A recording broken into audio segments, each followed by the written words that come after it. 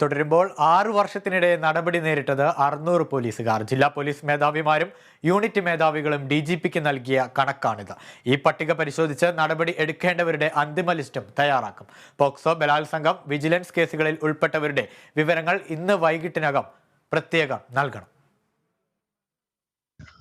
6 വർഷത്തിനിടെ 828 പോലീസുകാർ ക്രിമിനൽ കേസുകളിൽ പ്രതിയായി എന്നാണ് മുഖ്യമന്ത്രി കഴിഞ്ഞ നിയമസഭാ സമ്മേളനത്തിൽ അറിയിച്ചത്.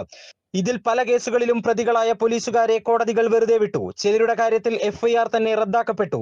നിലവിൽ ക്രിമിനൽ കേസുകളുള്ള പോലീസുകാരുടെ എണ്ണം 600 എന്നാണ് പോലീസ് ആസ്ഥാനത്തെ കണക്ക്. സിവിൽ പോലീസ് ഓഫീസർമാർ മുതൽ DYSPമാർ വരെയുള്ളവരാണ് പട്ടികയിലുള്ളത്. ജില്ലാ പോലീസ് മേധാവിമാരും യൂണിറ്റ് മേധാവികളും നൽകിയ വിവരമനുസരിച്ചാണ് പട്ടിക തയ്യാറാക്കിയത്. ഇത് പരിശോധിച്ച് അന്തിമ റിപ്പോർട്ട് തയ്യാറാക്കുന്നതിനുള്ള നടപടികൾ പോലീസ് ആസ്ഥാനത്ത് ആരംഭിച്ചു. ഗുരുതരമായ ക്രിമിനൽ കേസുകളിൽ ഉൾപ്പെട്ട പോലീസുകാരെ പിരിച്ചുവിടുന്നത് ഉൾപ്പെടെയുള്ള കർശന നടപടികൾ സ്വീകരിക്കാനാണ് ആഭ്യന്തര വകുപ്പ് തീരുമാനം. ഇതിന്റെ ഭാഗമായി 4 പോലീസുകാരെ 1 മാസത്തിനുള്ളിൽ പിരിച്ചുവിടുകയും ചെയ്തു.